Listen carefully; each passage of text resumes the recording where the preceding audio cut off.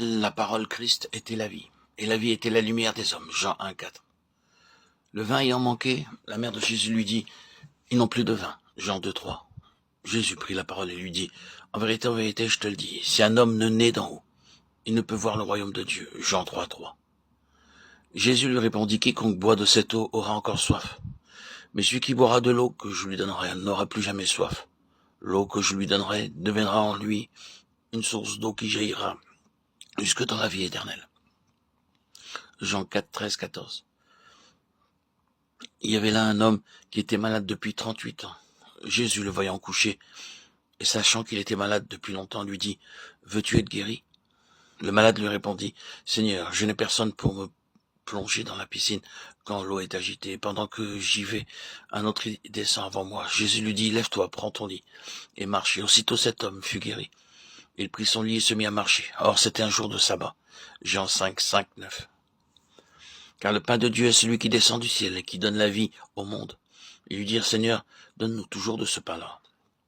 Jésus reprit, je suis le pain de vie, celui qui vient à moi n'aura jamais faim, et celui qui croit en moi n'aura jamais soif. Jean 6, 33, 35. Comme Jésus passait, il vit un homme aveugle de naissance.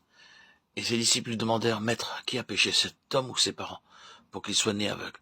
Jésus répondit, ce n'est pas lui ou ses parents qui est péché, mais c'est afin que les œuvres de Dieu soient manifestées en lui. Tandis qu'il fait jour, il nous faut accomplir les œuvres de celui qui m'a envoyé. La nuit vient dans laquelle personne ne peut travailler. Pendant que je suis dans le monde, je suis la lumière du monde. Ayant dit cela, il cracha à terre et fit la boue avec sa salive, et éloignit de cette boue les yeux de l'aveugle. Puis il lui dit, va, lave-toi au réservoir de Chiloé, mot qui signifie envoyé. Il alla donc et se lava, et il revoya. Il revint, voyant clair. Jean 9, 1, 7. Il y avait là un homme malade, nommé Lazare, qui était de Béthanie, le village de Marie et de Marthe, sa sœur. Marie était celle qui oignit le Seigneur d'une huile parfumée et qui lui essuya les pieds avec ses cheveux. Et c'était son frère Lazare qui était malade. Les sœurs envoyèrent donc dire à Jésus, « Seigneur, voici que celui que tu aimes est malade. » Jésus, ayant entendu ces paroles, dit, « Cette maladie n'est pas à la mort, mais elle est pour la gloire de Dieu, afin que le Fils de Dieu soit glorifié par elle. » Or Jésus aimait Marthe et sa sœur et Lazare. Lorsqu'il eut appris que celui-ci était malade, il resta encore 2 jours dans le lieu où il se trouvait. Jésus, à son arrivée, trouva qu'il y avait déjà 4 jours que Lazare était dans le tombeau. Marthe dit à Jésus, « Seigneur, si tu avais été ici, mon frère ne serait pas mort. » Jésus lui dit, « Ton frère ressuscitera, je suis la résurrection et la vie. Celui qui croit en moi vivra quand même. Il serait mort, et quiconque vit et croit en moi ne mourra jamais. » Jean 11, 1, 6, 17, 21, 25, 26. Tout le passage que je viens de citer constitue réellement une suite. Tous, ils sont la conséquence du premier, et ils en découlent. En lui était la vie était la lumière des hommes. Et nous remarquons que tous, ils représentent un point zéro. La mère de Jésus lui dit, ils n'ont point de vin, il n'y a rien où puiser, point de ressources. Le chapitre suivant ne fait que répéter la même chose d'une autre manière. Nicodème vient à Jésus et cherche à partir d'un point qu'il considère bon pour commencer des négociations avec le Seigneur Jésus. Mais c'est un point qui dépasse de beaucoup ce que le Seigneur Jésus peut accepter. Il le ramène donc à zéro, en lui disant, il vous faut naître de nouveau. Nous ne pouvons pas partir d'un point qui soit plus avancé, si vous et moi, nous voulons entrer dans une relation vivante avec le Seigneur Jésus. Il nous faut retourner en arrière. Il nous faut arriver à zéro et repartir de zéro. Il faut que vous naissiez de nouveau, car si un homme ne naît de nouveau, il ne peut voir. Il ne sert à rien de partir d'un point où, somme toute, nous sommes incapables de voir. Le chapitre 4e ne fait qu'exprimer la même vérité d'une autre manière. La femme, après tout, se trouve en pleine banqueroute, à zéro. Jésus l'amène graduellement à s'ouvrir.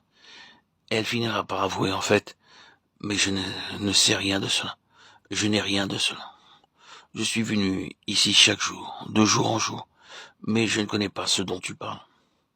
Elle est ramenée à zéro, et alors il lui dit, c'est là que nous commençons. L'eau que je donnerai ne sera pas tirée de tes propres sources. Elle ne sera pas trouvée dans un puits. Ce ne sera pas quelque chose que tu puisses produire, et que j'améliore ensuite pour le rendre parfait. Non. C'est quelque chose qui vient seulement et uniquement de moi-même. C'est un acte nouveau, tout à fait en dehors de ce que tu peux faire. C'est l'eau que je donnerai moi. Nous recommençons tout à nouveau dans cette question. Ensuite, le chapitre 5e. Le Saint-Esprit a soin de montrer clairement que ce pauvre homme, dans ce chapitre 5e, est dans un état désespéré, que tous ses propres efforts ont échoué, que tous ses espoirs ont été déçus. Pendant 38 ans, toute une vie, l'homme est resté dans cet état. Et il y a la note du désespoir dans l'homme. Le Seigneur Jésus ne lui dit pas: attends, tu es un pauvre infirme, je vais m'occuper de toi, et après t'avoir fait suivre un traitement, je te remettrai sur tes jambes. Je renouvellerai ses vieux membres, j'améliorerai ton état. Pas du tout. En un clin d'œil, en un instant. C'est un recommencement. L'effet de son acte, c'est que l'homme est comme né de nouveau. Ce n'est pas guérir le vieil homme, c'est faire un homme nouveau, en principe. C'est quelque chose qui paraît, qui n'avait pas existé jusqu'à ce moment, et qui n'avait pu être produit auparavant, dont la base n'existait pas. C'est quelque chose qui est dû uniquement et seulement à l'action de Christ. C'est 1-0 et il commence à 0. Au chapitre 6e, une grande multitude. Où achèterons-nous assez de pain pour cette multitude? Oui, la situation est tout à fait désespérée, mais par son propre acte, il résout la situation. Et il continue ensuite par son grand enseignement pour faire comprendre ce qu'il a fait en nourrissant la multitude. Il dit: je suis le pain descendu du ciel. Il n'y a rien ici, sur cette terre, qui puisse satisfaire ce besoin. Cela doit venir du ciel. C'est le pain du ciel pour la vie du monde. Sans lui, le monde est mort. Nous commençons à 0. Les pains et les poissons peuvent représenter la petite mesure que nous avons de Christ et qui peut être augmentée. Au chapitre 9e, l'homme né aveugle, non pas un homme qui a perdu la vue et auquel la vue est rendue. Ce n'est pas le point. La gloire de Dieu ne se trouve pas dans la guérison. La gloire de Dieu se trouve dans la résurrection. C'est ce qui ressort ici. La gloire de Dieu ne se trouve pas dans le fait que nous pouvons produire quelque chose ou mettre quelque chose dans les mains de Dieu, quelque chose qui vienne de nous et dont il puisse se saisir et se servir. La gloire de Dieu est quelque chose qui vient uniquement de Dieu lui-même et à quoi nous ne pouvons contribuer en rien. La gloire de Dieu jaillit de 0. L'homme était né aveugle, le Seigneur Jésus lui donne la vue, car il n'avait jamais eu la vue auparavant. Ensuite, le chapitre 11e contient tout ce qui précède. Si nous voulons nous arrêter et considérer Lazare, nous verrons que Lazare est l'incarnation de « ils n'ont pas de vin ». Il est l'incarnation de « il faut que vous naissiez de nouveau ». Il est l'incarnation de l'eau que je donnerai sera en lui. Il est l'incarnation d'un état de banqueroute, 4 jours dans le tombeau. Mais le Seigneur arrive là. Lazare est l'incarnation du chapitre 6e. Je suis le pain vivant qui est descendu du ciel pour la vie du monde. Lazare est l'incarnation du chapitre 9e, un homme qui ne voit pas, mais qui reçoit la vue par le Seigneur Jésus. Lazare rassemble tout cela en lui-même. Mais si nous le remarquons, le Saint-Esprit, en reprenant tout cela, a grand soin d'insister, de mettre l'accent sur une chose.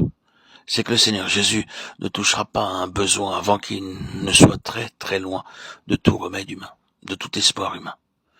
Il ne paraîtra pas sur la scène, il ne s'associera pas à la chose avant que, à tous les points de vue humains, elle ne soit à la faillite, elle ne soit à 0. Et cela, non pas par manque d'intérêt, ni par manque de sympathie, ni par manque d'amour. Car ici, l'Esprit montre encore que l'amour est là. Mais l'amour est lié par une loi.